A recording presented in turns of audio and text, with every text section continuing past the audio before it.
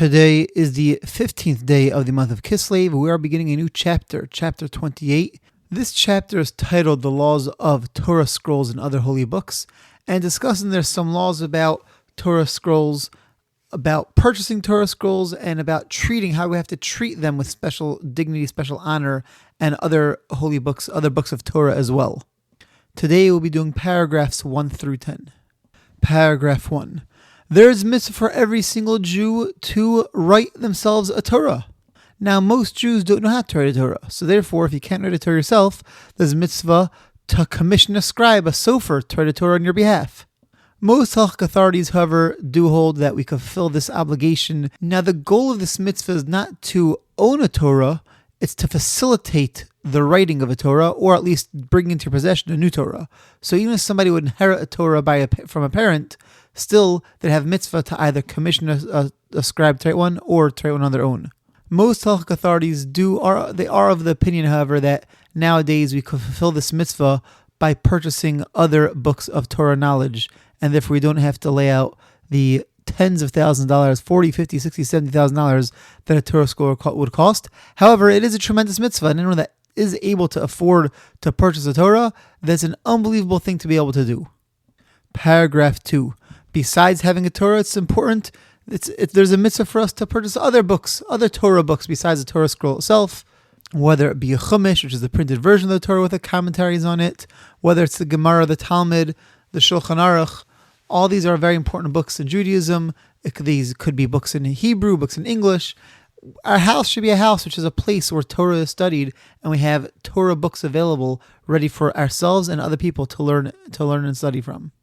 And I say the word study, I don't mean it has to be something intense and deep they have to sit down and focus on. It could be things that are easy reading things as well. All could be included in the category of Torah learning and books about Torah. Paragraph 3. We have to make sure that we're honoring a Torah properly. This includes having a designated, appropriate, honorable place to stay. We have usually an ark in front of the shul, in front of the synagogue, which is where this Torah is stored. If we keep a Torah in our homes, we have to make sure it's stored in a proper, respectable looking spot. We're not supposed to hold the Torah without a cover on it. That's considered disrespectful. And whenever a Torah is being carried in the room, we're supposed to stand up until the Torah is placed down. And like we saw back in chapter 23, if we're in shul, in synagogue, and the Torah is taken out of the ark for service, for it to be read, to do a Torah reading service, or it's being brought back to the ark and it passes by us, we're supposed to escort it, walk along with it until it gets to the bima in the center of the shul, or until it's brought back to the ark. The person who's the one who picks up the Torah, the one who gets hagba, or the one who's wrapping it, glila, they're also supposed to escort the Torah until it's brought back to the ark after Torah reading. Paragraph 4.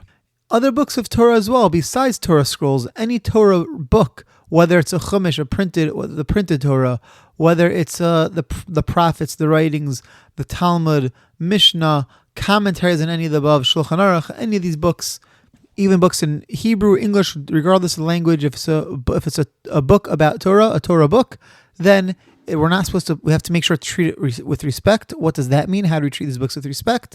It means that we don't put them on the floor. If they're on a bench, we don't sit on the bench unless the books are resting on top of something else, which is at least a hand's breadth tall, around 5-6 inches. It's not appropriate to have a Torah book open on your lap and leaning on it with our elbows. That's not considered proper posture when we're learning Torah. Now, this isn't so common nowadays. When I was younger, we used to see this a lot, where you had benches that had storage inside the benches. You'd pick up the bench. It would be on hinges at the top of the bench, and inside it would be a storage spot. So let's see how so people would sometimes store books or things of that nature in there. Could you have Torah books stored inside a bench? So the Kislev Shulchan Aruch says better not to, but if you need that spot, if that's the best place to keep it, then it's okay. However, a Torah scroll, you can't do the Torah scroll. You can't have a Torah scroll inside some sort of case and then be sitting on top of that case. That's a no-go. We're not supposed to put non-Torah books on top of Torah books. And within Torah books themselves, if you have a Chumash is the printed version of what's written in the 5 books of the Torah, what's written in the Torah scroll. A Chumash always goes on top. So if you have a Chumash and you have some other Torah books, Chumash is always on top. You have a Chumash, you have a Siddur, a prayer book, Chumash always goes on top. Paragraph 5. Let's say you have a Torah scroll which became worn out, can't be used anymore, or you have other Torah books which got ruined or they fell into disuse, so you don't have use for them, they got worn out or something of that sort, and you want to get rid of them. We're not allowed to just throw them in the garbage. We have to bury them. This was called shemus or geniza, and we put it. Very often shuls or synagogues will have like some sort of basket for any of these things that have to be buried, and you put it in the basket, and then the shul will take care of burying it. This also applies if we have tefillin or mezuzahs. These are called tashmishe kedusha, holy articles which got worn out or became invalidated. So also we have to make sure they get buried. We can't just throw them out of the trash. Even if we put them in a separate bag, we can't put them into the garbage can. They have to be buried. Paragraph 6. The Kislev says over here that we're not even allowed to have Torah books upside down. We have to make sure they're always, when they're on a table even, they're always with the face up. They're not upside down. Paragraph 7. One is not allowed to bring a Torah scroll or Torah books into the bathroom. Also tefillin and mezuzahs we're not allowed to bring into the bathroom. If one has to, the most common case of this is, let's say somebody's traveling. So in the airport, they have some Torah books with them, whether it be a chumash or prayer book, in their carry-on. They have to go to the bathroom. What do? You can't leave your suitcase outside the bathroom. So what you could do is, if the halacha is that if it's in two wrappings, let's say it's in two bags, then you could bring in a Torah book into the bathroom. So what I recommend doing is, you always have if you have a prayer book inside your carry-on luggage, put it in some sort of bag. Even a plastic bag would work for this, even if it's a see-through bag, and then put it into your suitcase, and that way you can now bring a suitcase into the bathroom without a problem, because that prayer book is within two bags. The same with tefillin. If you're traveling with tefillin, you have the same problem. You have to make sure it's in two coverings if you have to bring it into if you're going to be in a situation where you have to bring it to the bathroom with you. Paragraph 8. If someone's making a cover for a Torah scroll, it's traditionally called a mantel. It's a Yiddish term. Mantel means like a coat. So it's not appropriate to take something which is used for another purpose and turn it into a Torah scroll cover. For example, you have like a skirt or something, or some article of clothing that you don't need anymore. It's not appropriate to not take that and turn that into a cover for a Torah scroll. If it was already done, you can now use the cover, but you shouldn't. It's really not appropriate it's not appropriate to do that from the get-go. Paragraph 9. We're not supposed to use any Torah book for our own personal benefit.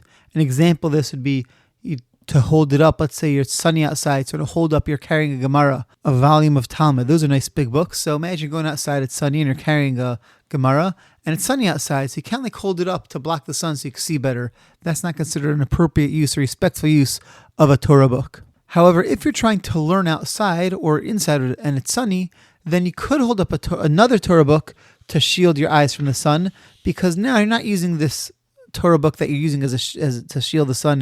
You're not using it for your own purpose. You're using it to help you learn Torah. That's considered respectful. That's okay. Similarly, let's say you want to read, you want to make some sort of shtend. You want the book that you're reading to be higher. So you could use other Torah books to put the Torah book that you're reading on top of, in order to bring it closer to your eyes so it's easier to read. However, you have to make sure that you're not using a chumash for that, because remember, a chumash can't be underneath other books. So if you're learning chumash, then you can have any book underneath it. If you're reading a prayer book or reading some other Torah book, then you have to make sure that in your pile that you're using to bring your Torah book higher, you don't have a chumash in that pile. The next case that the Kislev mentions is pretty common in yeshivas. Let's say you have some blank pieces of paper. You're always taking notes. You go to Torah classes on a regular basis, and you're taking notes. So it's common to have some blank pieces of paper in the inside cover of your Talmud, or your Gemara, or a different Torah book, in order to have paper to write on.